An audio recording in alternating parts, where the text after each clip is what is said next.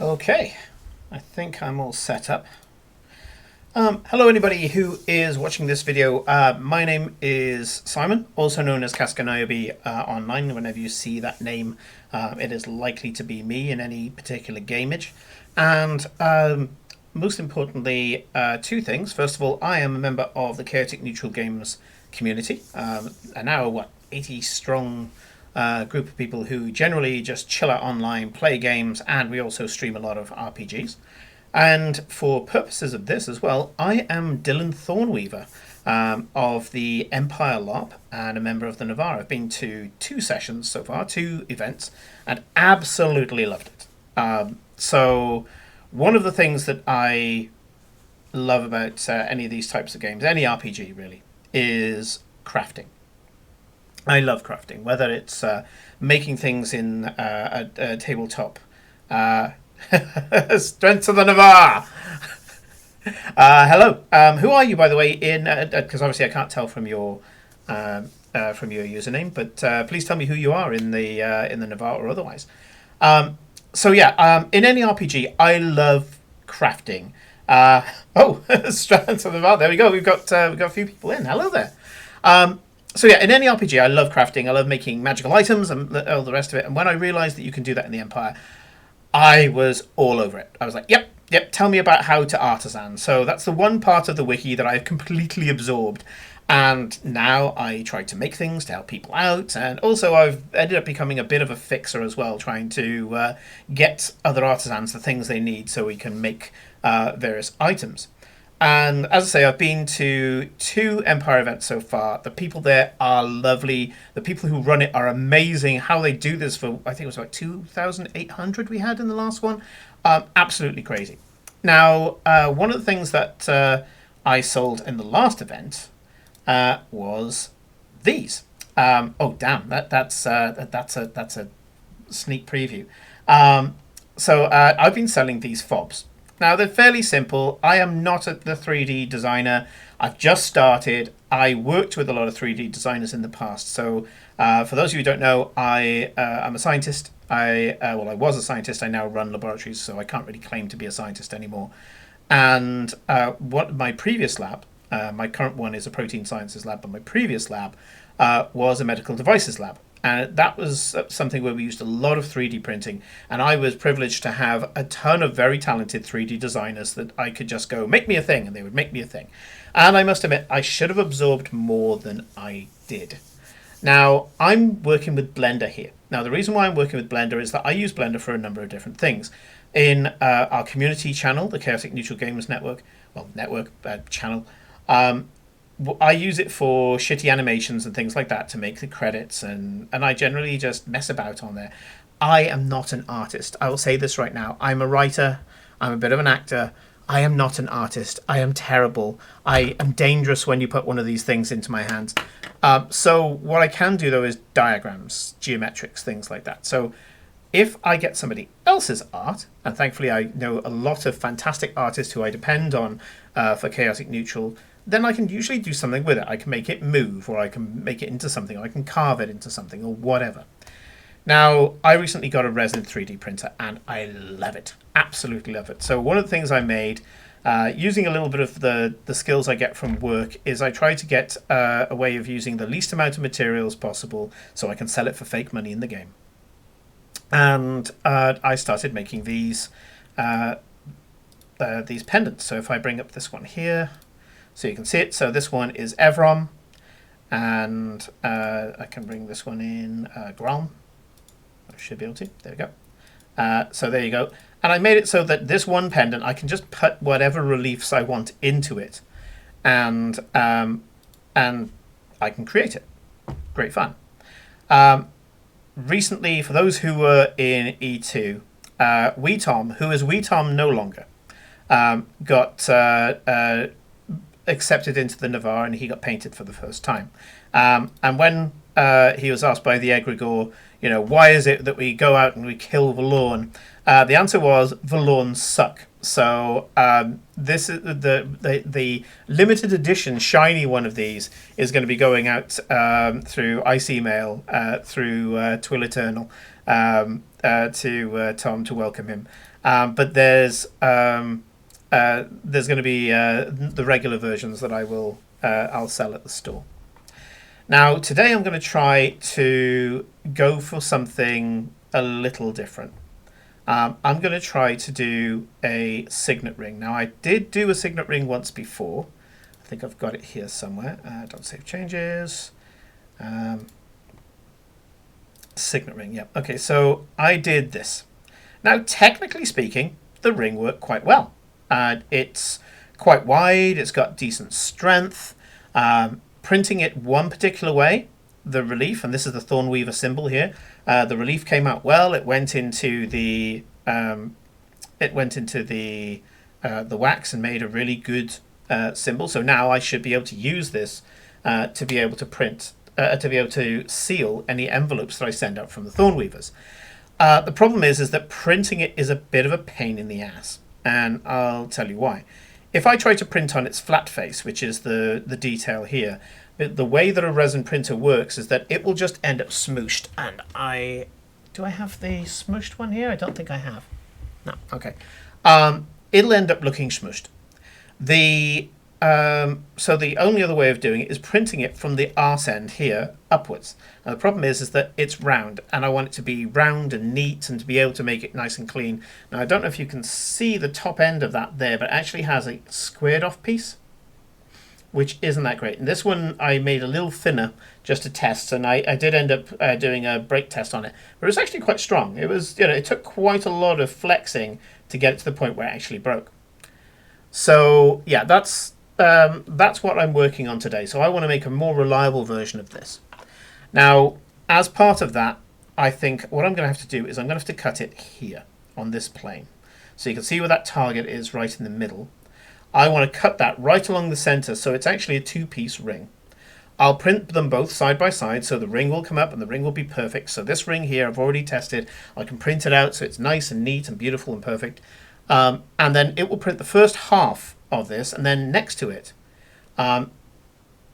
little easy to file off the nubbing at the bottom. I wish it was. Every time I try to file off one of these, it just didn't look right. It just, and I like to get it so that I can just say, right, print it, glue it, spray it, do the fine details on it, and then it's done.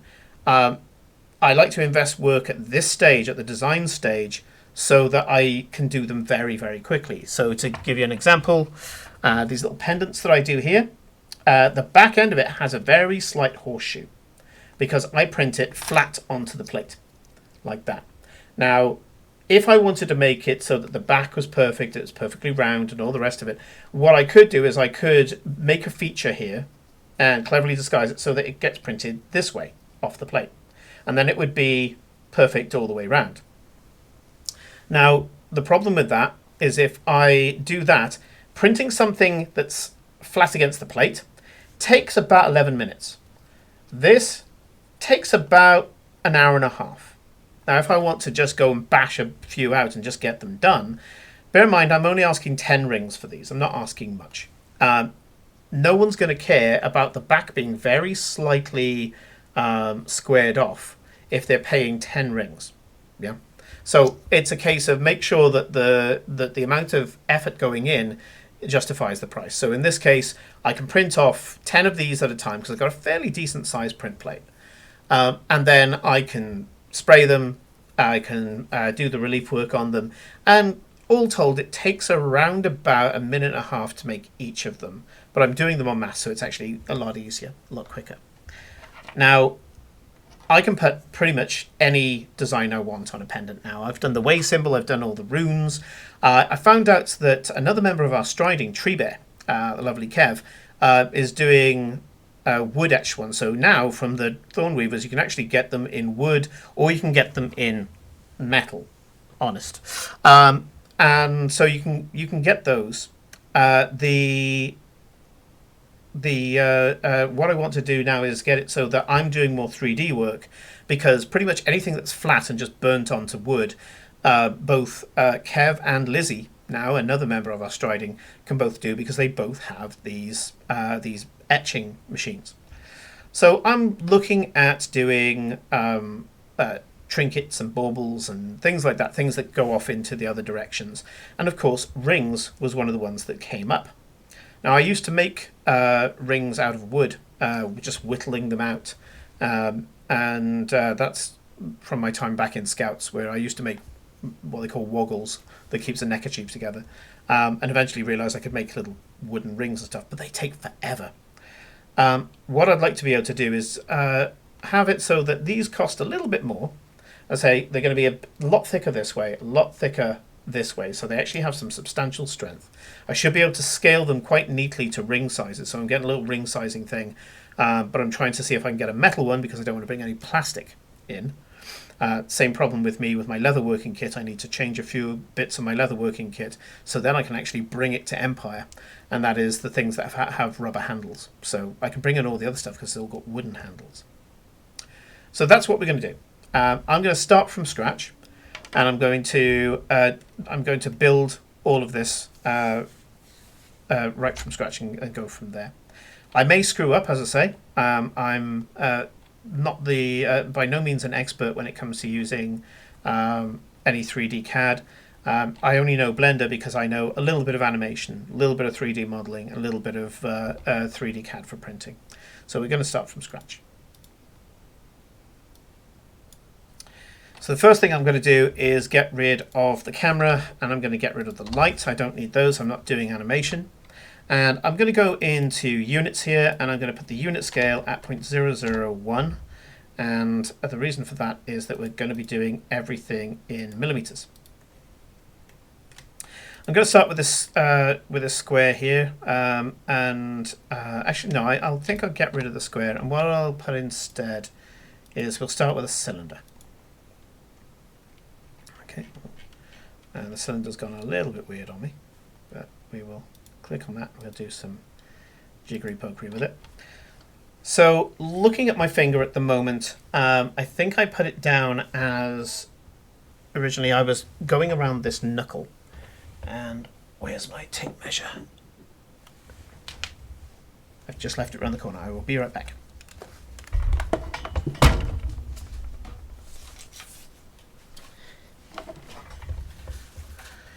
Here we go. So yeah, my tape measure here says that my knuckle, so this is the largest knuckle on my hand, it's about 2 centimeters wide.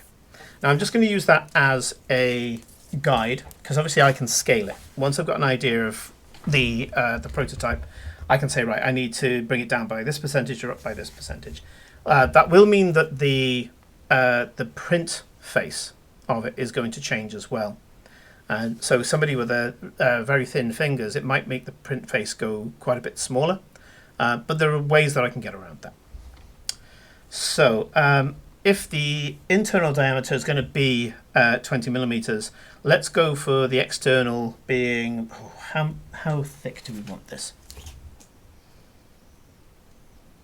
Yeah, I'm going to go for 3 millimeters. So I want my cylinder to be 26 by 26 by 3 to start with. There we go. There we go. So I'm going to change this first because the next plane that I'm going to do is going to be coming straight up. But I'm going to keep this for now. So not only is this the size of the ring this way, but it'll also be the size of the ring this way. And the reason for that is it's a signet ring. They tend to be very large. And I want to keep it so that it's going to be a fair size in both directions. I can make this smaller later on if I wish. But what I'm going to do is I'm just going to grab that. I'm going to copy it, and with cylinder 2, I'm going to turn that on its head. So I want to rotate this one in the Y direction at -90. There we go. And then just make sure I get these two the right way around. Yeah. Yeah, cool. Okay. And then I'm going to copy that again. I'm going to move this one out the way. So what I've got here now is I've got the 2 discs. So I've got the head that's going to come onto the top, and I've got the ring which I'll bring further down.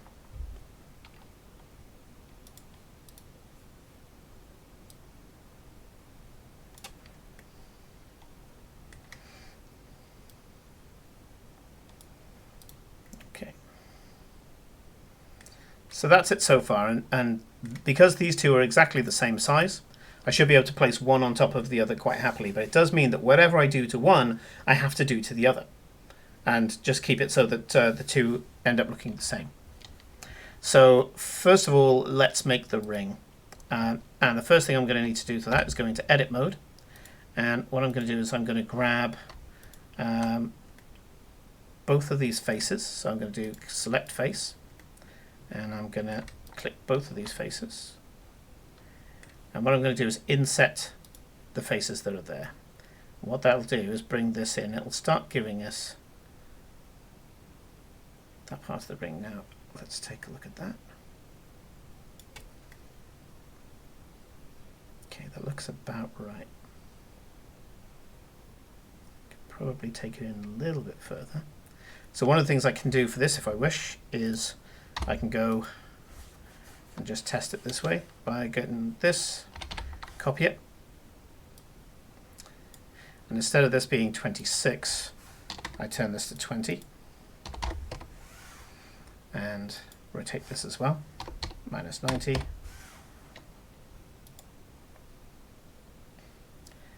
And then I can bring that down and use it as the missing piece.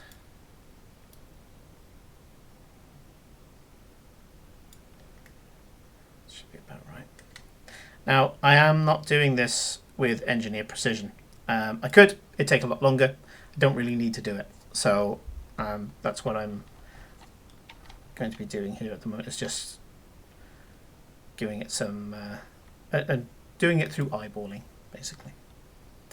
Right, so go back into edit mode, and these faces here need to go in that little bit further. You can see by the shadow that's been placed on this. So I'm going to again select these two faces, and I'm going to bring them in so they end up meeting there. That is about the size of my knuckle. Now, I've been generous with it because the knuckle is a bit squishy, but I want it to just fit on. So at the moment, this is just working on me. Now I've got these two faces. What I can do is I can go into the edge and I can do a thing called bridge edge loop. And what this will do, if I move the other thing out the way, is put a hole in the middle. So there we go. We've got the size of our ring. Now this is fairly substantial, but it is also very thin. So now that I'm not in edit mode, what I can do is just tell it to be wider. 3mm is not that wide.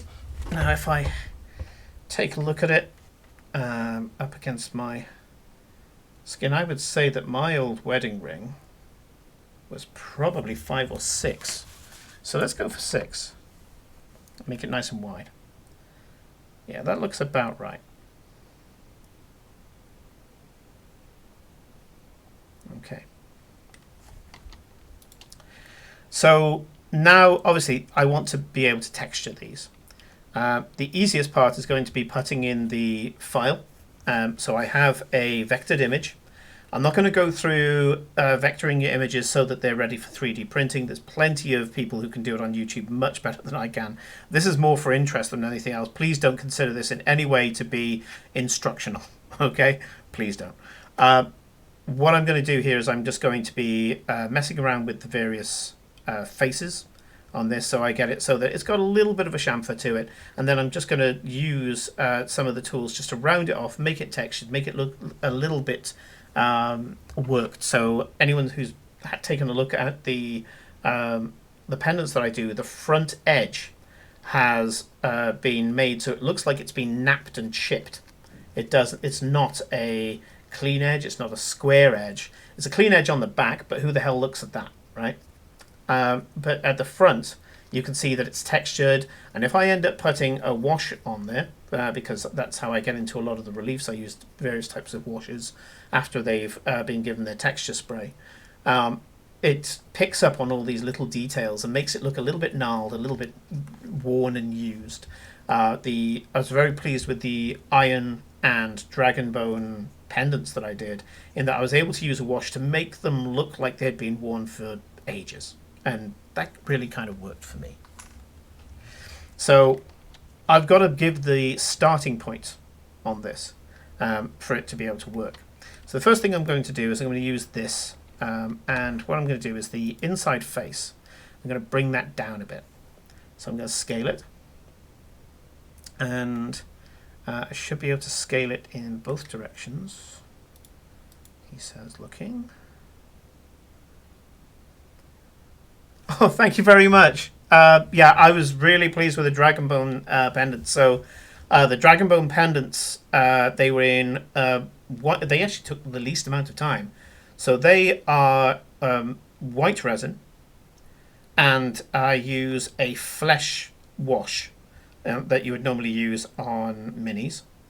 And what I do is I get a needle and I put the wash on the top of the labyrinth designs and just allow that to go into the design by capillary action. So because I'm using capillary action, I don't actually have to paint on the inside of it all. It just settles in, and then all I do is I just brush off the top. But I'm lazy with brushing it off the top because it's supposed to be worn. It's supposed to have that kind of strange, no two the same patina on there. So I was really pleased with the painting of it all. And they seem to be quite robust as well. I was wondering, do I need to put a lacquer top on them to make them more hard wearing, but apparently not. People have said that, they give them a good rub and all the rest of it. I sent some out to people and they were like, no, I can't get it to move. So yeah, I was really pleased with them. So I'm glad that you enjoyed them. As I say, I'm looking at some other designs to do now, but I'm trying not to cross over with Kev too much. So I might either go for nations or spirit animals, totem animals. Constellations is a harder one, because it is just kind of blob and line. So you would think it's easier, but it's I can do it. Hey, fish! I can do it. I can do the constellation ones, but they just don't pop like all the other designs did. The runes popped like hell. I mean, they were so much fun to do. And in the end, it was poster paint that I used to get on the stuff on the inside, and then I just set the poster paint. So yeah, I'm really pleased about that. So with this one here, as I say, I'm just trying to find the setting. Where is it? Tool, options on the tool, mirror XY. I think it is. Yeah, mirror XY. Let's try this. No, it's not mirroring it.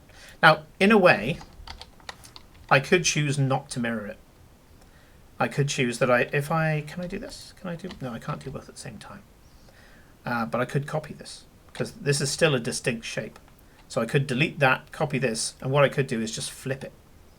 In fact, I think I'm going to do that. I think that's the clever way of doing it. I'm going to get rid of that. I'm going to do what I need to this one, copy it, flip it, put an image on it, and we'll be good. So yeah, let's do that. Symmetry is good, although this is going to be symmetrical asymmetry in that it needs to look rough. So we're going to try for that. So anyway, let's take a look. Let's bring it in a little bit here and a bit here as well.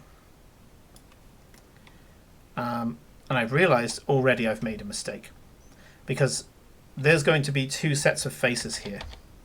So what I really need to do is I need to chop a line across here so that what I get is napped and then straight. So what I'm going to do is a thing called loop cuts. And I'm going to do a loop cut right in the middle there. So what that's done now is I've split all of those faces exactly the same way, so that when I manipulate this face here, so let's select face. When I manipulate this face here and I start doing things to it, it'll still keep the top part flat. There we go. So there's a kind of ellipsis at the bottom there. And to make it just a little bit worn, I'm going to make it deliberately asymmetric. Okay. Now I will be doing a little bit more about this as I go along. I'm going to muddy it up. I'm going to be using the bevel tool, but I'm not going to be using the bevel tool in a clean way. I'm going to deliberately let it mess up the corners a bit, get rid of more of that symmetry and make it a little more gnarled. So that's the first part. Now, second part I need to deal with is going to be the ring itself. So this is not done by any means. Let's go to the ring next. Okay. So this ring at the moment, it's a harsh right-angled ring, we need to round that off. So there's a couple of ways that we can do it. Now, one way that I like to do it with this is that I can grab hold of, go into here. I can do another set of loop cuts. So if I do an orbital loop cut there, there we go. So if I come off that, you've got two sets of loops there. Now, if I take all of these faces here and I make them smaller, that'll bring this part in, and we'll start getting it so it starts to bow in. So let's do that. So I'm going to select all of these and select all of these. And from here, select all of these. And once again, I'm going to be deliberately rough about it all. I'm going to bring it in about that much. How are we feeling? Are we feeling that's enough? I don't think that's enough. I think that needs to go a bit further. Don't want to make it too harsh though.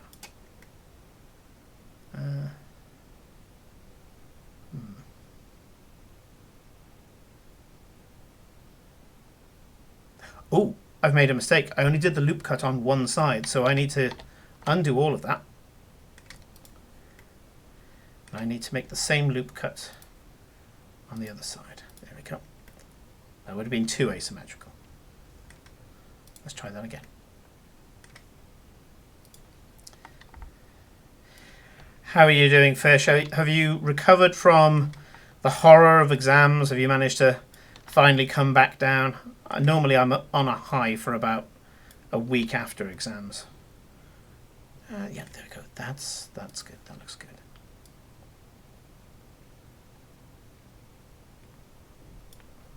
Nice. And I'm going to do the same on the inside. So again. Nope. Oh god. No, don't do that. Do that.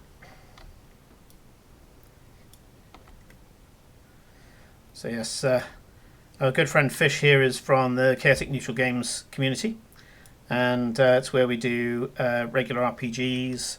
I've been doing a D&D campaign for what now feels like forever, and we've got Mage the Ascension that we do once a week. We've got Numenera, which is kind of casual at the moment. We're not entirely sure what's going on with that at the moment. I know they're continuing for a while, but for how long we don't know. And we have a Cortex Prime game called The Pallid Man, which is done by one of my friends, Mike, and he's a fantastic DM. If you get a chance to take a look at it, by all means do so. Okay, so that's bringing us into a kind of a better shape here. Now, if I wanted, I could print this off, and I may get away with it. I may be able to get away with this. But what I'm going to do here instead is I'm going to see what I can do about just softening these edges. So once again, I'm going to select face, and I'm going to take some of these faces here. Oh, it's not doing it. Oh, I'm holding the wrong button down, you fool. There we go. And actually, what we could probably do is let's see if we can do all of them at the same time. Not entirely sure if this is going to work how I want it to, but that's what Control and Z is for, right? So it's how we learn.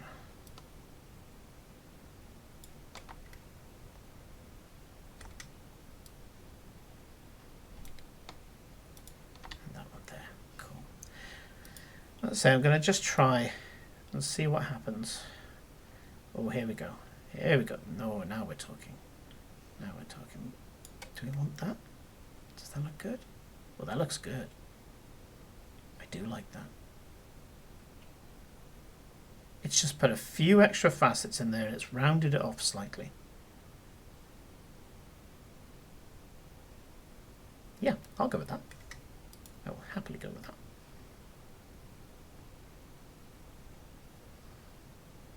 Yes.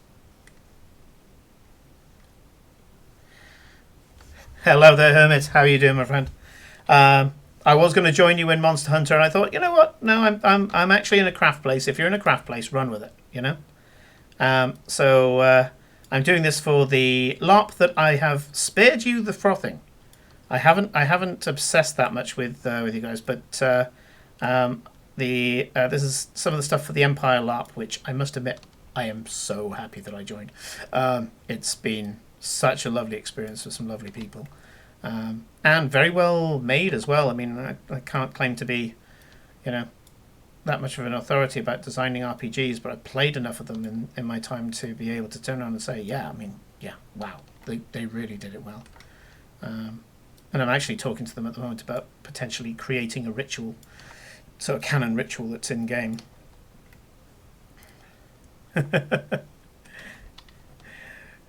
Thank you, Casca. Or Saska, I'm not sure which one.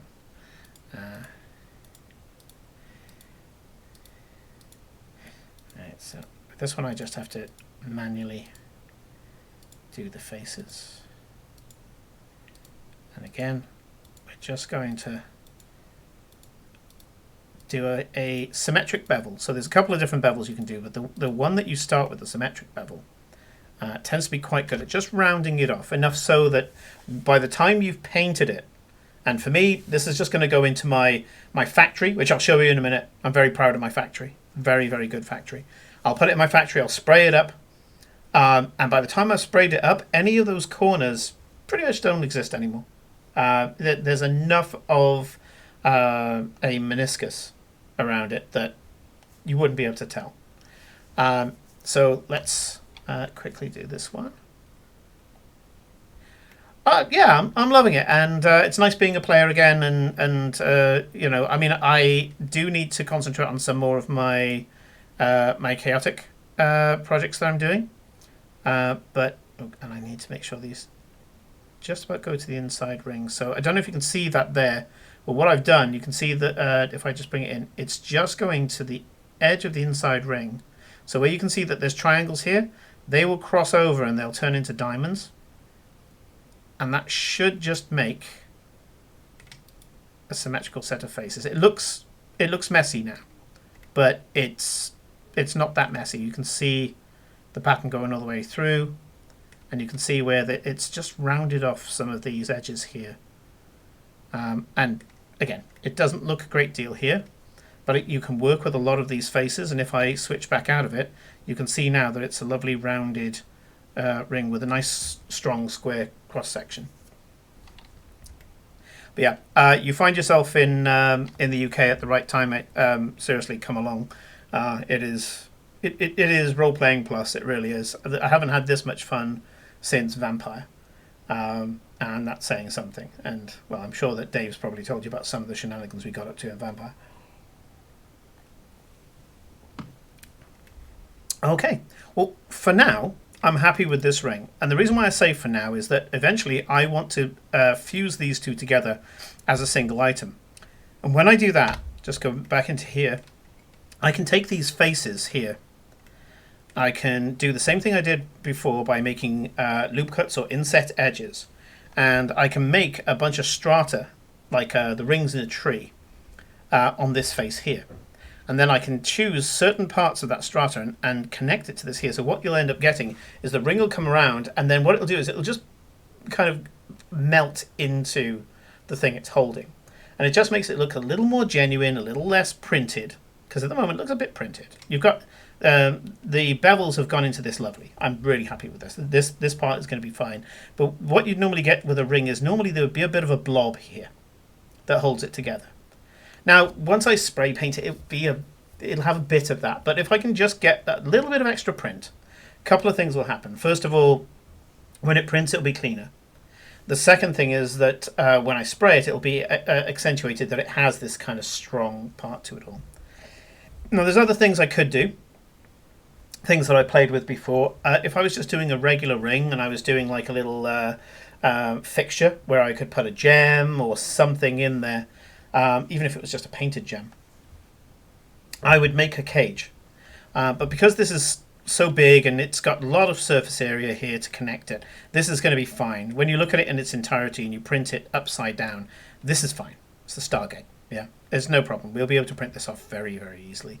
There's none of the angles here that I would expect. There's no islands that I would expect when you're doing 3D printing and you're constantly dipping and getting it so that each layer is coming in one place at a time. So the 3D printer I've got is a resin printer, and the print plate keeps coming down, dipping in, flashing it with UV and coming back up. If I had a printer that was printing with extrusion, I would have a completely different tactic that I would be looking at. But this here at the moment, I'm quite pleased with. The only thing that I'm slightly concerned about, because I'm going to be gluing two of them together, is when I copy this and I put one on top of another, is it going to be too chunky? Is it going to have a really chunky presence on the top? If it does, what I'll have to do is I'll have to go into this and make these faces here shorter. So I'll just select all those faces, cramp them down, and then I'll be able to push them together and glue them together. And in fact, at the moment, if I put one on top of another, yeah, it might be a bit big. Actually, I'm going to do that now. And I'm just going to do it by eye. I can always come back and change it again. So let's select all these faces.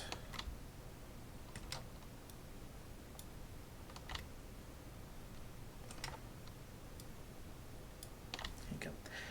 And I'm just going to bring them down a tiny bit.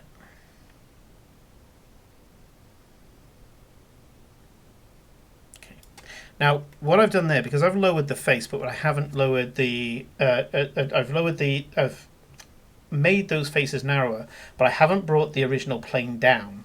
The plane stayed the same, and what happened is just the chamfer came up. Now, I'm okay with that, because I'm okay with the thickness. Yeah, this is going to be about 6 centimeters thick on top.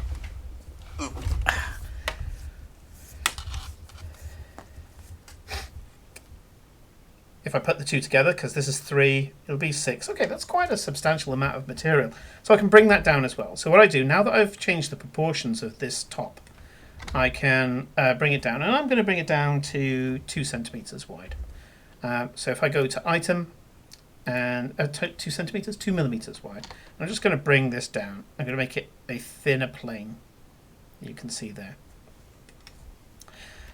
Seeing as I've started, I may as well continue. I've already said that this looks napped at the moment. Now, I could probably get away with this. I mean, it looks like a jeweler's chisel has gone along the side, but again, I want a bit of imperfection, you know. Doing all this stuff, especially a lot of the Navarre stuff, the little imperfections are what make it work.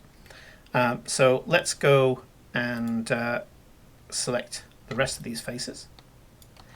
And if we do end up getting with any Blender experts coming in here and wanting to tell me any shortcuts, I am all ears, because I'm self-taught, but I'm very happy to learn a lot more. I am a consciously incompetent designer, to use the training terms. Right, yep, cool.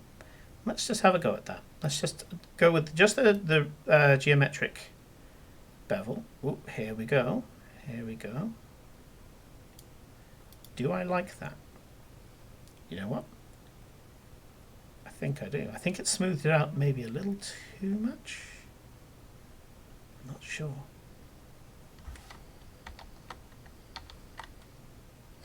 Let's try that again. Not so much this time. Yeah, you know what? I think it's smoothing it out a bit too much. Let's pop it back to here.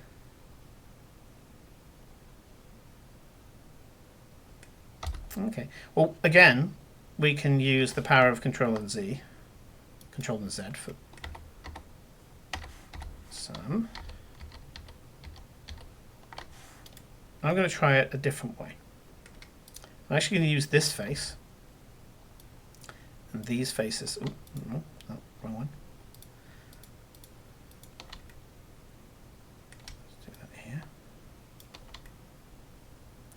I'm going to try to screw it up that way instead. No, don't want you. I'll already mess it up. Okay. Let's see what we get.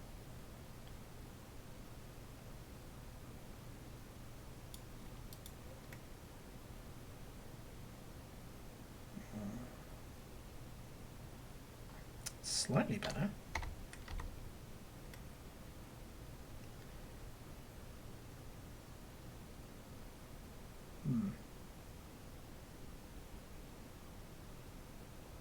It still keeps that kind of napped edge around the side. Should we go for it? I think we will. I think we're going to have a go. I'm not going to have time to print it all out on stream because, again, because this is larger and comes off the print face, it probably take about 40 minutes to do. And I'm not going to be spending all night doing this. But what I'm going to do now is copy the top. Yeah, that's good. Let's do it there. Yeah, so I'm going to copy the top and I'm going to move the copy over here. Now, as you can see, by copying them in plane, I've got my print face there. So when I do my STL, we print it off like that. So when I turn the plate upside down, it's going to look like that. I'll have what I need. So next thing I'm going to need is my design. So I'm going to import the vector file, and I'm going to go into my designs. There you go. Thornweaver extrude. Oh, doesn't appear to have imported it. Or has it? No, it doesn't look like it has. Let's delete that. Let's try that again. Let's click off import SVG Thornweaver. There we go. Perfect. So first thing I need to do is turn this into a mesh and then give it some dimensions. Now this is a 26 by 26. We want the 3 millimeters around the rim. So let's go to this and we'll make this a 20 by 20. Oh, by 20. Here we are. Now I need to flip this because at the moment it's going to extrude this way and I need to flip it and extrude it down that way. So let's do that. So in the, what would be the X, I want minus 180. Perfect. And then we're going to move it into position. Best to look at it from underneath because we want to get it on the right part. There we are. Right part of the ring. This design, by the way, was done by the lovely Felicia, who is our stream artist on Chaotic Neutral Games. And she is the true artist, whilst I just mess about with the stuff she does. Occasionally get told off. So. Okay, so I'm going to be messing around with this. It's currently sitting in the middle of the shape, which is great. That's what I want. It's already selected, so I'm going to switch to this. I'm going to choose to select all, and then I'm going to choose extrude. And then out of the depths comes our design. Okay. It looks like all of the bits are coming up nicely. And that's, if the depth is about 2 millimeters on each one, that's about 1 millimeter's depth. Now, 1 millimeter is not a huge amount. And if I just take a look at the ring that I had here, I gave that about 1 millimeter last time. So it does work. Will Felicia be joining us at Empire? Unfortunately, Felicia is in Sweden. If she ever comes to the UK at the right time and she's feeling up to it, because it's a big social thing, you have to have a bit of confidence, then I will absolutely try to get her to come to Empire because I think she would love it. I think she would absolutely love it. In fact, I would buy the Cambion horns just so that she could come as Glory Tezcacotl. You don't know who that is, but Hermit knows who that is. And she would come in as very charismatic. Let's see. I would say lawful, not quite evil. Charismatic, magic casting, and her words, not mine, disaster lesbian. So let's face it. Exactly, Hermit. Exactly. I would pay I will buy the horns. I will print the horns for her to come in as the literal glory. That would be. I would love it. I would absolutely love it. So this doesn't seem to be quite in the right place. I'm going to nudge it. It's going to be a little bit to me to you at the moment. Let's have a look. Let's.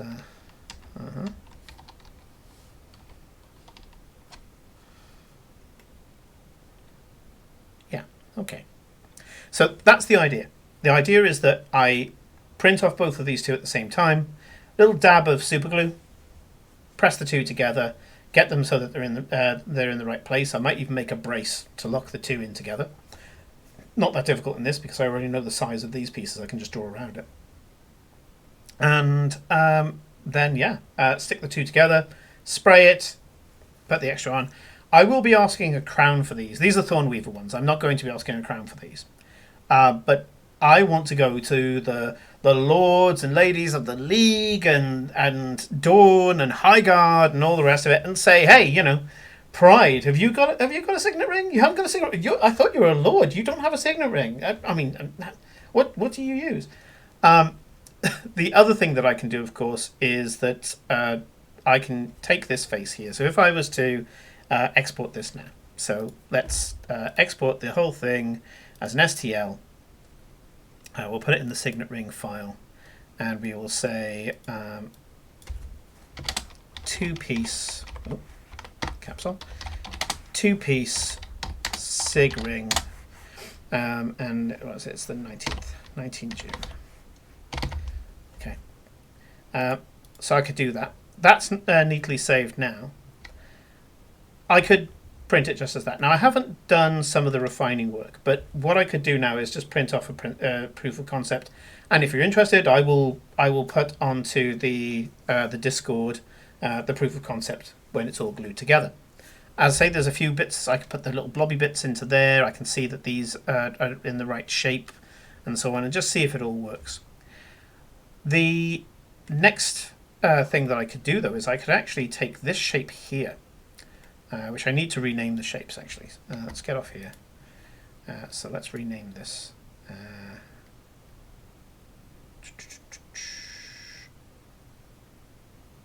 Rename. Okay, so this is ring. This one is going to be the base.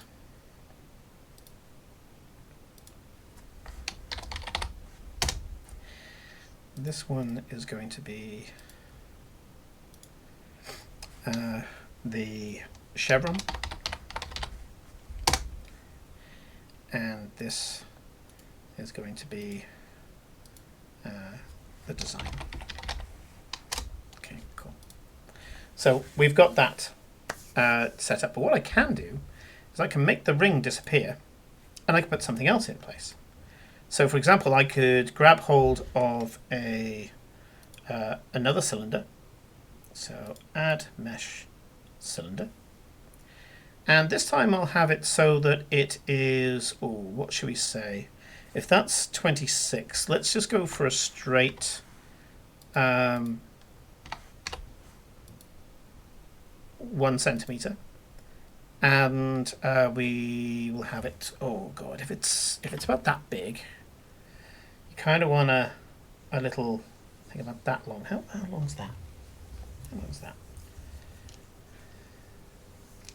Now, I'm not going for a big royal seal because that would be the size of my hand.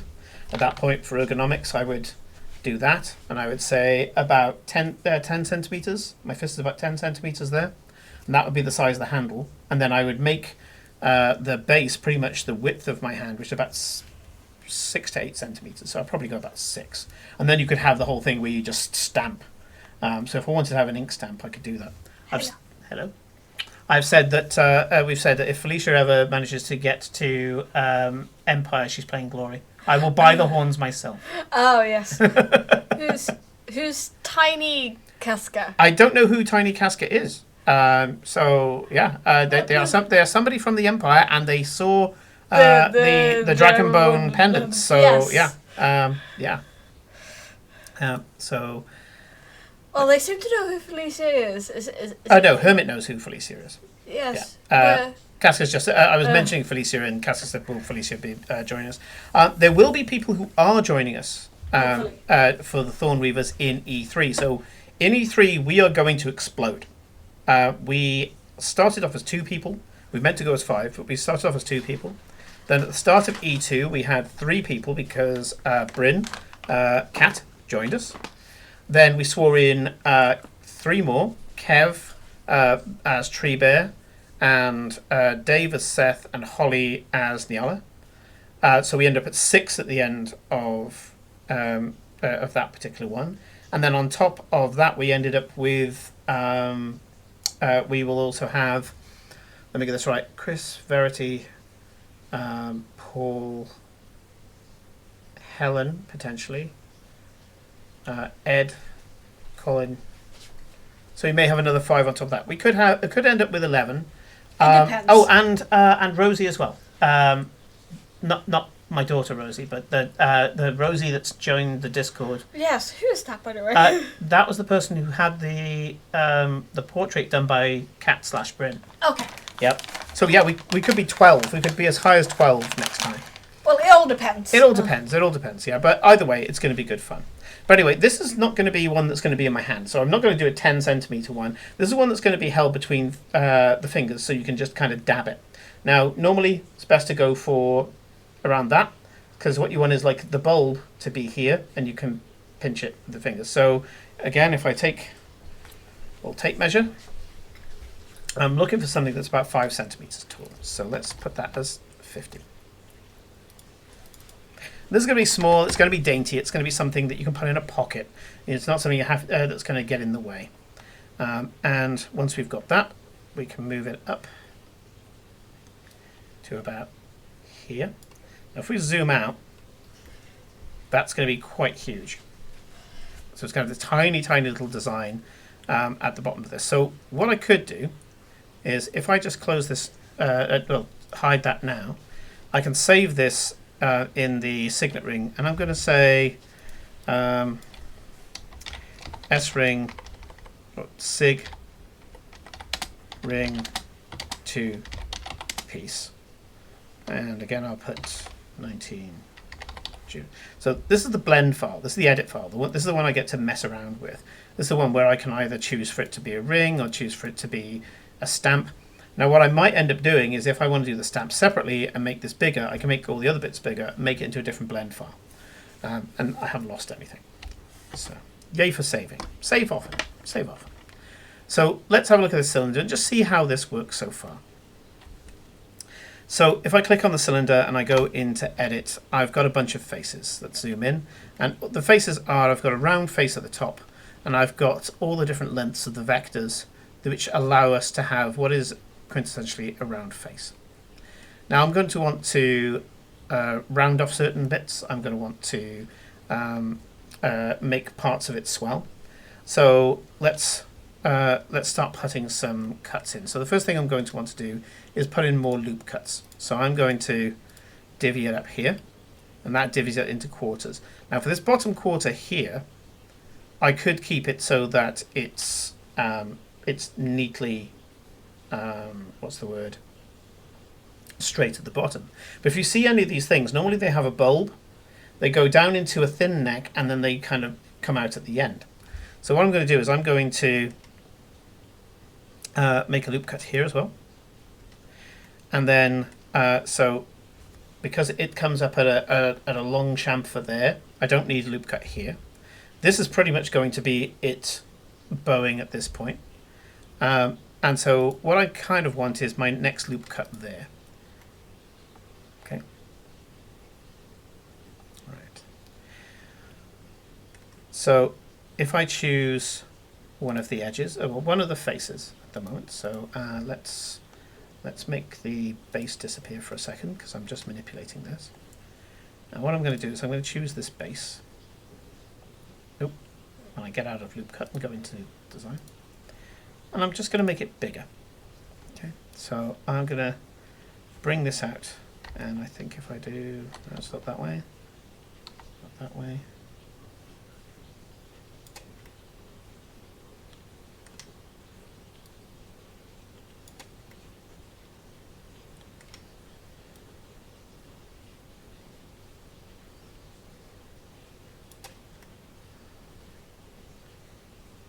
Okay. That looks good. Let's bring the base back in. Oh, we can go much further than that. Much further than that. So yeah, let's bring this out a bit further.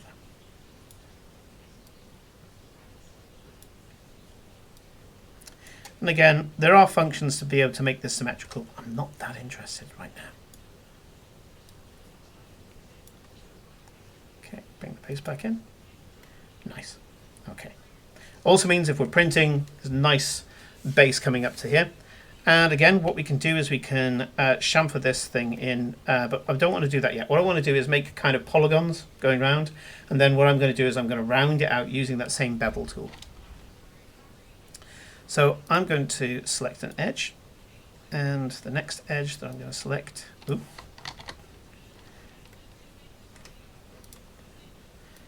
I'm going to do that. And that. And I'm going to remember this time to press Shift. There we go. And once again, I'm going to try to get it so that it's in the same fashion. So I want it to be more out here than out here. Let's take a look at that. Okay. So at the moment,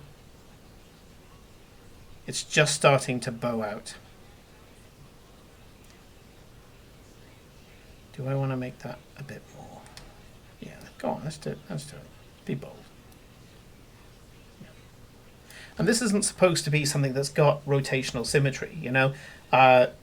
Later on, if I wanted it to be like a left-hand grip or right-hand grip, I can actually start putting the bobbles in and all the rest of it. So you have to do a certain part of it by feel. So there's that one. And then I'm going to do the same with this one here. So again, select edge. And I'm going to select these. And these. And these. Bring it back up to here. Get it all lined up. So that I've got a good view of it all. And then bring it up here. Bring it out here. How are we doing? There we go. Oh, a little bit more. A bit more.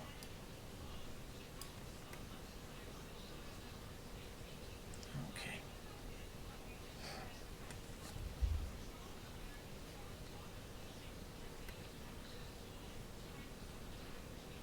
Right. So the next thing that I'm going to do is I'm going to start to look at making this top part more rounded. Now, making a dome out of the top here, I can do a couple of different things. I can sink the top down, make a sphere, imprint the sphere in there and have a perfect round. Or I can just get it so that it's just rounded off a little bit. Okay, and so we're going to take a look at doing a bit of that. Now, I'm not going to use the whole lot of this top here. So let's take a look. Actually, no, I think this needs to be even wider. Because I've just realized that it needs to go gradually up, then hit its zenith, and then come back in. So let's do that. And the same here as well.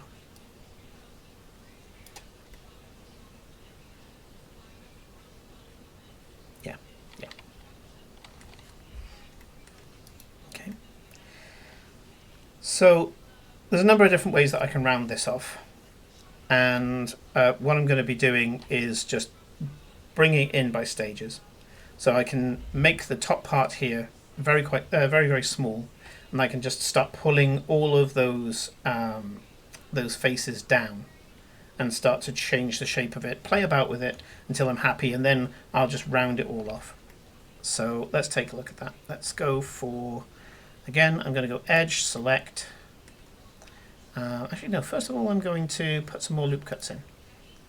There we go. So I've got a lot to play with there.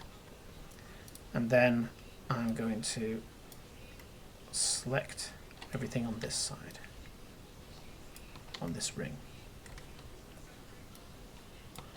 Now this is where I can do a lot of stuff to mess around. So if I move this up and down, you can see I can change that so that where do I want that? I can do that about there. And then I can make it bigger.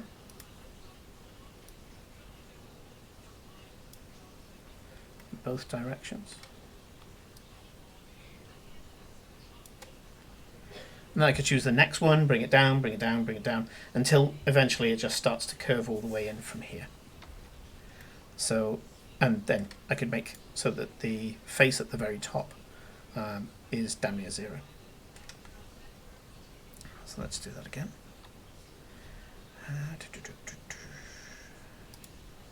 Select. Take this contour.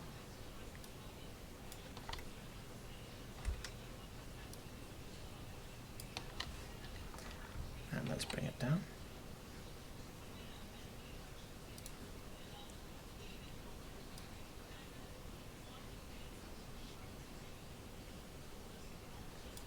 There we go. You can see they're starting to round off here now, so let's do that with the next one. And the next one I'm actually going to have to start bringing it in, tightening it down. What I can do, just to preempt it all, is I can grab hold of this face here, and we'll make this really small. So with this face, we'll just bring it all the way in. Okay. That's about right. Yeah. Go. Ooh. What happened there? I selected too much. Yeah, there we go. Right. I selected something that I shouldn't have. Let's try that again.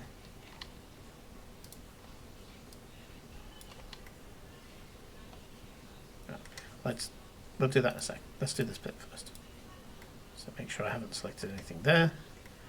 And from the top.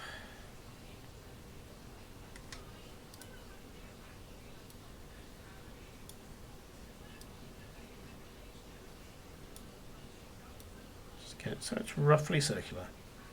Don't have to worry about it being perfect. Yeah, this isn't fine engineering here. It's hobbyist stuff. Right, so now that we've done that, let's grab the next bit here.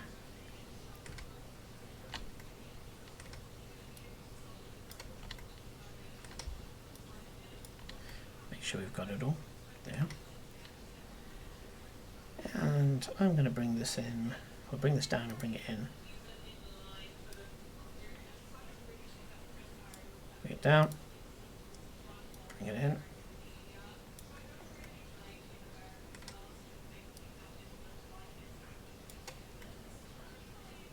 Nice. And then the next one.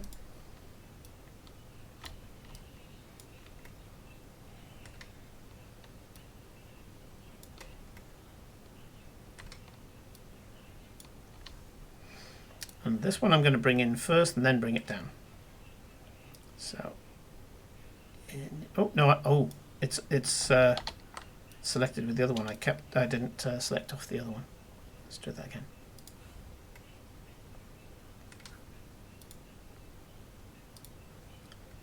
Okay.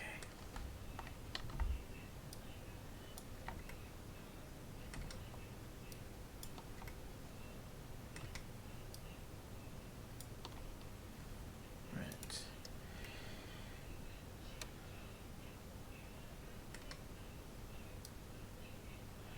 So again, bring it in short in both directions, and then bring it down.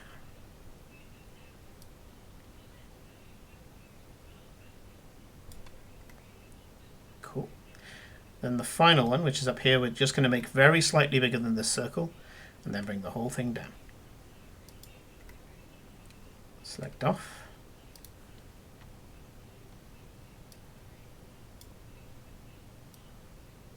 Oh, wrong one.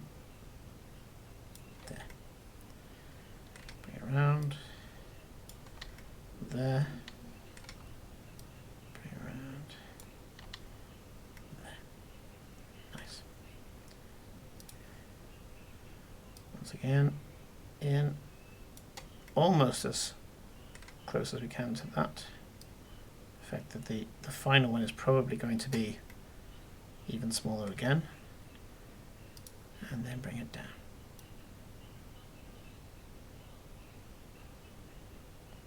In fact, this is probably needs to go smaller again. There we go. Bring in. Bring in.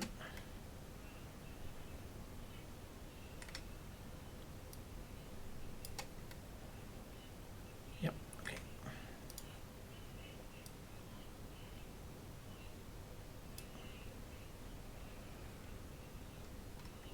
Cool. Yeah, this face here can be a lot smaller. So let's bring this all the way in. 1, 2,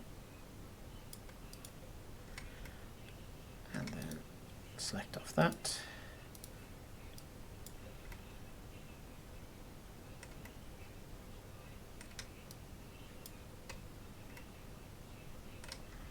Make sure I've got them all, or this is going to be very messy.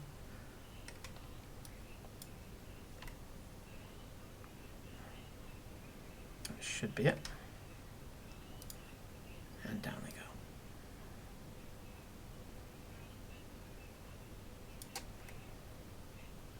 Okay.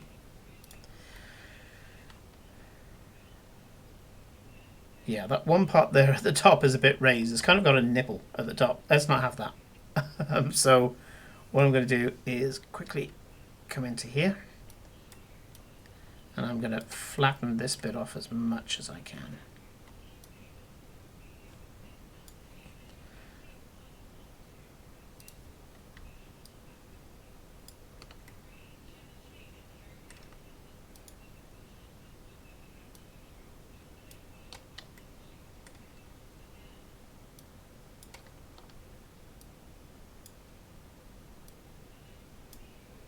Ah, damn it.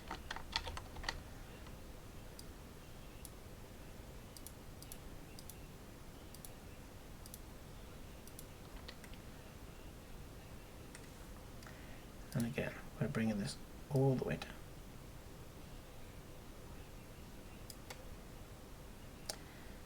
And tap off. Select that. Select that.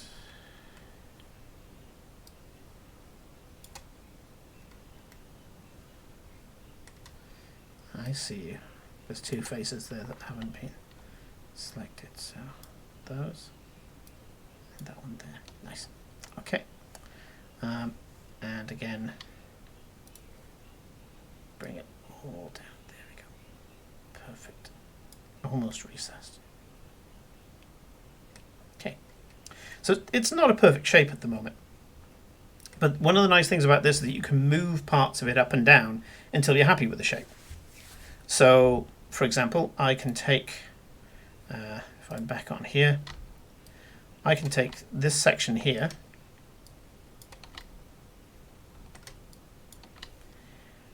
I can move it up, which will change the shape. There you go, that's neater already.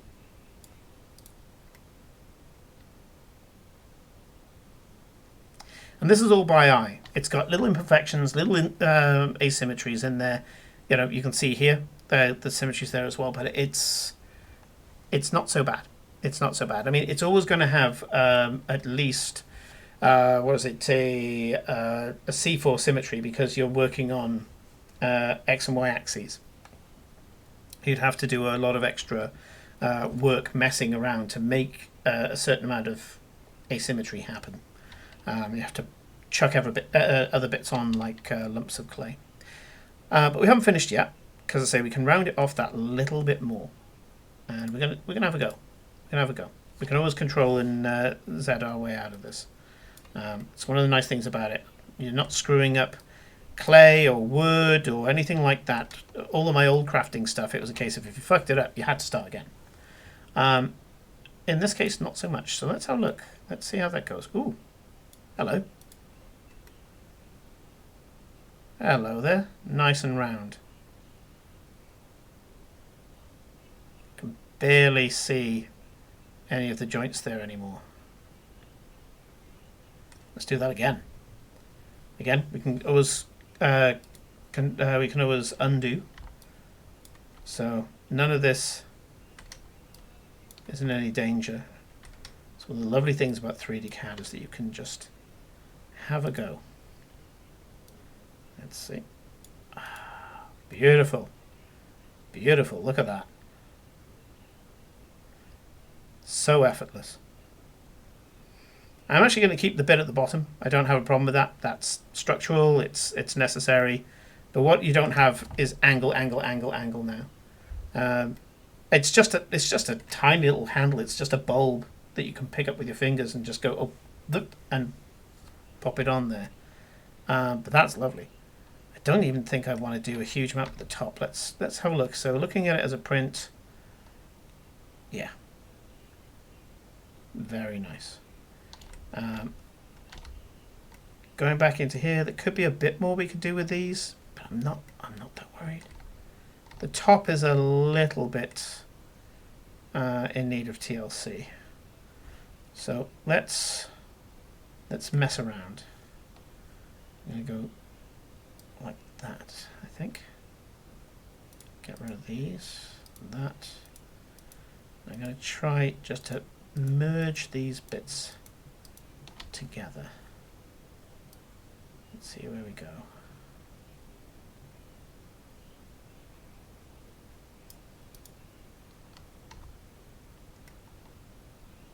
You know what?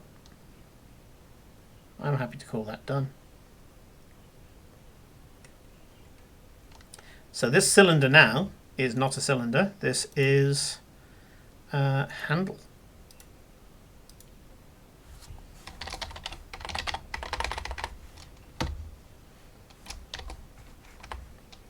I take caps lock off. There we go. Very nice. Very nice. So this handle here, I want it in part of its own collection. Okay, so handle goes in collection.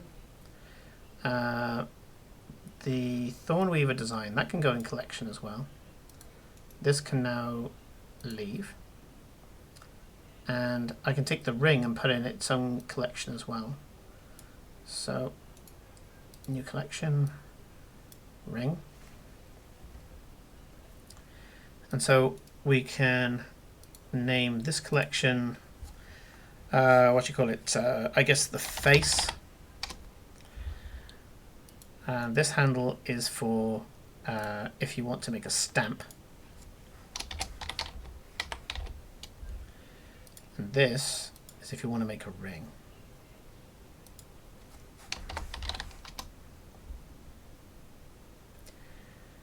Yeah, I mean, I could do some light sanding, but to tell you the truth, I'm going to spray this anyway. This is going to come out as a grey lump.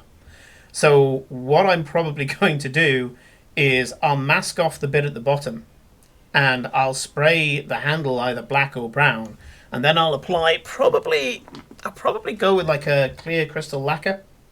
So this stuff here. So it'd be a nice shiny handle. And by the time I've sprayed it and I've lacquered it, it's going to be like glass. It's going to be really neat and smooth. And then the actual face part of it all, this part here. So let's get rid of stamp. This part here is all going to be sprayed metallic. So I've got some, it's like hammerite paint. So it's a metallic paint. So you'll have a steel head, or maybe even a brass head. Actually, a brass head would be quite nice. I've done some of the pendants in brass. So a brass head and maybe like a brown handle. would be nice, like a kind of mahogany spray handle, which I'm sure I can do. And then yeah, if I want to, I can either make it into a ring or I can make it into a stamp. There we go. So now what I want to do is I want to do the STL files of each one. If I was to do this right now, in fact, I'll do it, even though I can't see them. If I was to just export this as an STL file, and I was to do, I'm going to call it ugly, so I know to get rid of it. Is brass commonly used by the nation you represent? It's a difficult one. So in the Navarre, they use a lot of things. They're effectively the cross between the Welsh, the Wood Elves, and Travellers. Yeah. But the nation as a whole has green iron, orichalcum, mithril, iron, brass, copper, all of those kind of things, and tempest jade, which is like a funky kind of jade that's got like clouds in it. And so really, I can use whatever I want for these items, because a craftsman will get the items that they need, not necessarily the items that are very Navarre. Now, the nation I represent, if you have silver and gold on you, it sticks out like a sore thumb, because I'm in khakis and greens and browns and anything that's kind of looks very rangery, you know? It's like they kind of like rangers, but they have kind of tribal tattoos and painted faces and things like that, which I need to get better at because my face paint so far has been pretty shit. We've got some tattoo paper that you print off and you can put temporary tattoos on. It's great fun. But I haven't been using it so far. I'm going to change that. The brass, the reason why I chose brass is that up against greens and browns and things like that, brass that's been dirtied, and I dirty it with a wash, so I can use a brown wash, a black wash. Black wash on silver turns into iron. Brown wash on copper makes it like old copper. You've been in the mud, kind of thing. And then white with a flesh wash is a substance called dragonbone, which is a resin that's in the game that's dug up from the roots of trees. Not actual dragonbone, it's just called that. And that's a resin, a white resin with a kind of bloody sheen on it that you dig up from the roots of trees, particular trees. And it's the stuff I produce, my character produces. So I could do this with a dragonbone edge. So I would print this in white, spray the handle, then distress the white bit, which actually might be quite good. We might see if we do that. Or I could do it the other way around, spray it white, make a metallic tip to it, but have the handle look like it's dragonbone. So I've got options. There. So if I do this one here, ugly STL, and then I go and I open it. Now you won't be able to see this until I bring it up, but give me a sec. So there's ugly. Yep, there we are.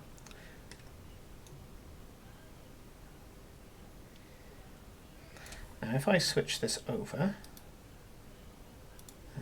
will it let me? I might have to just do another window source a sec. 1 second. Photon as the scene, and yeah, that should be turning up now. Nice. And whack it below my head. Here we go. So if I put it in my 3D printing software now, yes, I have to flip it upside down. That's not a problem. We can do that now. So in the, what would it be? Y direction? Pop, pop. Yeah, there we go. So that's how it would print. Can you see a problem? It's got the ring and the stamp at the same time. And the reason for that is that when I exported it, I didn't export it the right way. So if I click on stamp only here, even though I can't see it, although I will make us see it for that sake, when I export it, and I export it to STL, if I do selection only, it'll only do the face and the stamp. So this one here will be Thorn Weaver stamp. There we go. Then I can unselect, select the ring, and once again export STL, Thornweaver, and I'm not going to say it's a ring, we know it's a ring, signet.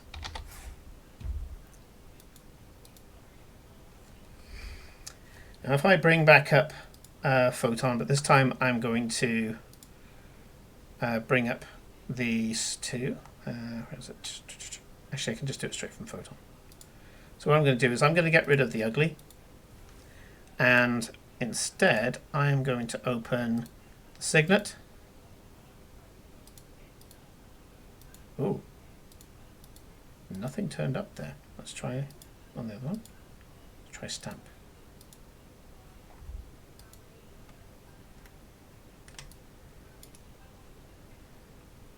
Why did that not turn up? Let's try that again. So I've got face and ring, we can see it all. Export, STL, selection only.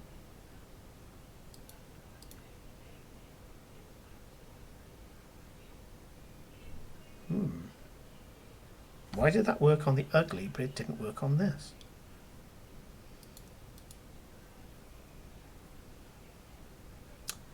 Curiouser and curiouser.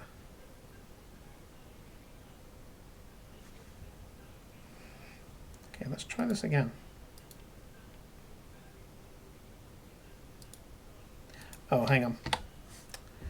Select all, export, STL, selection only, signet, done. And then the same thing with the stamp. Select all. I missed a stage. And that's stamp. Okay. Let's try that again. Get rid of this. So we open this one, signet. There we go. And we flip that. And let's move that to the back.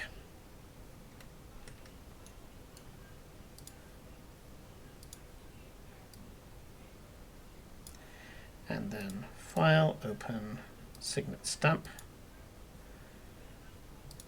Twist that around.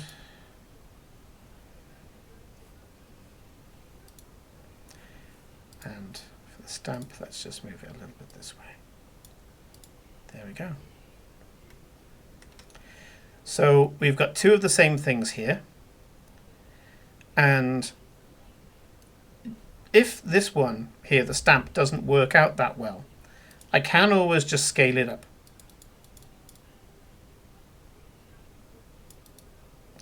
So it's just that little bit bigger. It's a little easier for me to do, but I'm not going to do that yet. I'm going to keep this at 100 for now. And so that's what I'll print off tomorrow. And I'm quite happy to share the results. And hopefully I'll be able to put them together, and it should be that you just get this neat little wax stamp, and then a signet ring as well that hopefully should be able to fit on my finger. Okay, I'm hoping. Last time I did it, I screwed this up. So we've got flat presenting faces. So if I slice this now, first of all, let's see if it can decide on anything. So I've asked it to judge.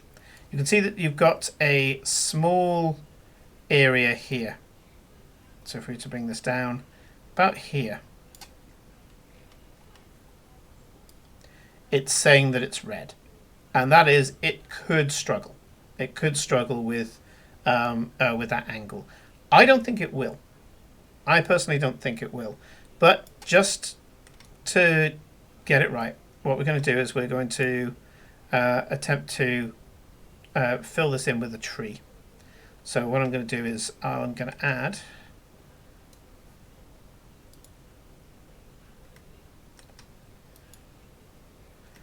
I think that should be fine. Now this is on the inside.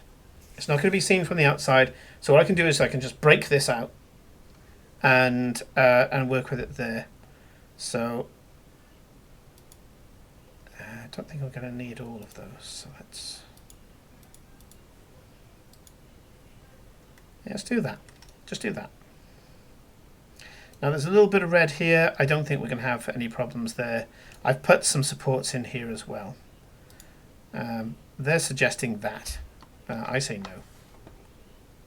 I think that's way excessive. Let's delete that.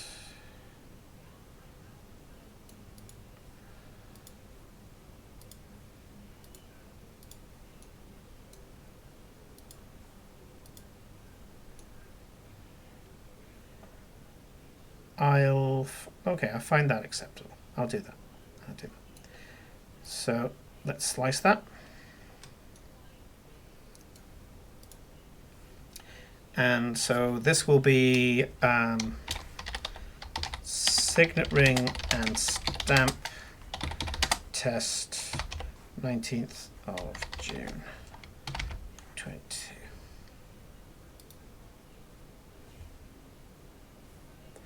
Oh, I just realised you can't see the bloody photon page. Sorry. So that. So yes, what I've done here is I've put a little scaffold inside the ring just to make sure the ring is complete. But I don't think we're going to need it. Really don't think we're going to need it. I think I had a small one with this one that I did. So because of the size, you can see now that I've got something that's got a bit of height. That's actually 2 hours and 8 minutes, but it only takes 10 mils of materials. Normally, the amount of time it takes to print each one is going to be related to the cost. So the pendants were 10 rings. This is a lot extra printing that needs to go on. So what I'm going to ask for here is probably a crown, which is 20 rings. And it may even go higher. But we'll see. We'll see how it goes. So there we go. That's that one done. And as I say, I can just save this as a new blend file now. I've got everything that I need on it. So I'm going to save as, and with this one here, it's going to be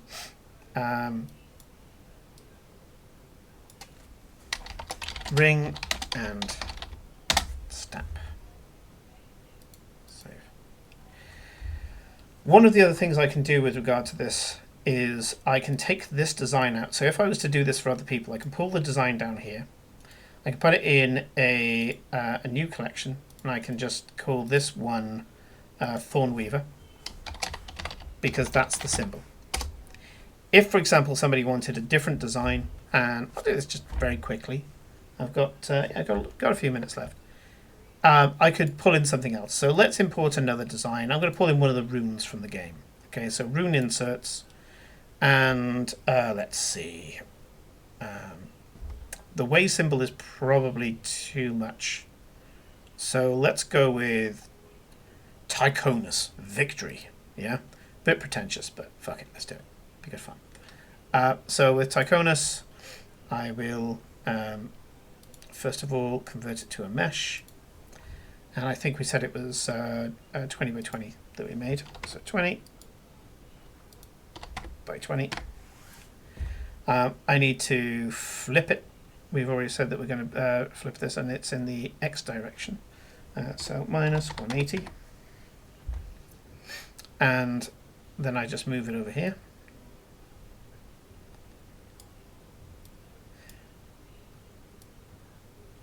Now this is not a relief image, this is an abstract image, so I would have to abstract it again and bring it in, which I can do easy enough. I changed all these STL files. So with the Thornweaver one, let's get rid of, let's put the design in Thornweaver first, and we're going to get rid of that. Then with the Tychonus image, we're going to go to Edit, we're going to select it, I'm going to pull it out to the depths. There we go. Now, as I say, this is a relief image. This is an abstract image, so we can't use this. We'd have to use it the other way around. But I'm just showing you how easy it would be. And then, if I ever wanted to make one or the other, I could just choose which ones I'm doing. So if I'm doing Thornweaver, pop. If I'm not, I choose Tychonus, pop. So I can change that at any one point. I can make little adjustments to it and all the rest. I'm going to get rid of Tychonus because I say it's not the type of image that's needed. So let's delete that and delete the path. There we go. So we've just got the Thornweaver one for now. There we go. So nice simple image. One of the things I do want to start getting better at is making certain things hollow. So this is the first time where I've had a big lump. I've got this big lump handle here. Let me just get rid of the ring because it's put me off. This big lump handle here, it's not too big. It's not the worst. I shaved a little bit off the top. This is probably about 4 centimeters long. In fact, if we're out of that, we can see how it is. It's 42 millimeters. So it's 42 millimeters long. So again, pull out the magic tape. It goes about that far into my thumb, which to grab hold of something, yeah, that's okay. For a little divot that's going to have something that big on the end of it, I think that's probably a decent size. It's small. You can put it into a little kind of pouch or something. You don't have. I try not to make it too cumbersome, and I'm trying not to waste the materials as well. So for that, it's not too bad. I'm not wasting a huge amount of materials. What if I was doing the one that's 10 centimeters long with a 6 centimeter base, so I could just do like a royal seal, bang, big piece of on a big piece of wax. That would be a huge amount of material. So what I would want is to hollow the outside. Now there is a way of doing that that I could do, and that is that if I was to take everything else away, so let's take away the face, the pattern, and just have this item here. I could do it. The way that I would do it is that I would take this face here. Actually, before I get started, I will save this because I've just there we go. Cool. I've just categorized them, so I want to make sure I've got that. So this is unsaved now. What I would do is I would take this, I would go into edit, and I would choose this face here. Now I know where the thinnest part is there, and it needs to be thinner than the thinnest part. So what I'm going to do here is I'm going to inset face, and I'm going to make it thinner than the thinnest part there. Okay, that looks like it's thinner. Does that look like it's thinner? I'm going to go in a bit more. Okay.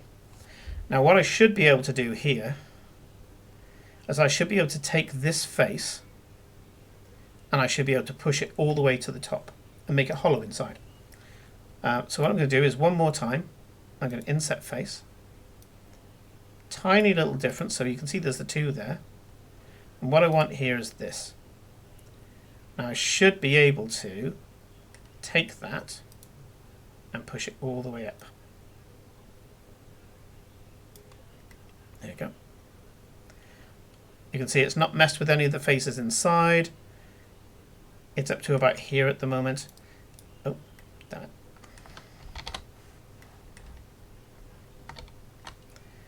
If I was to pop it out the top, you'd see it. So I can take it almost to the top. What you've got there is a hollow handle.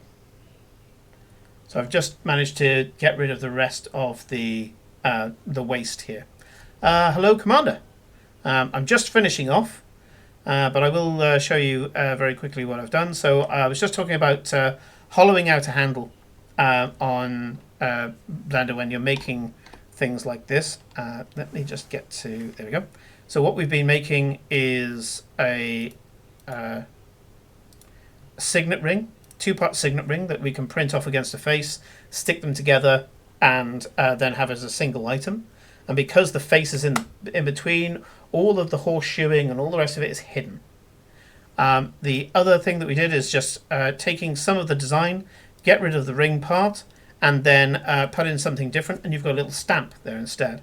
If you need to, you can then expand that and make it bigger. And when you're making it bigger, you can have something that maybe fits in the hand.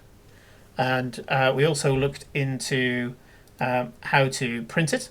The ring that we made here was did require a very small amount of scaffold, but it's all on the inside of the ring. Just a few seconds with a bit of wet and dry paper, and that would be lovely and smooth. And once you've sprayed that as well, so this is all going to come out in resin, but I'm going to be spraying it, and then I'm going to be lacquering it as well. It should be nice and neat on the finger as well. So there we go. That's putting up a design.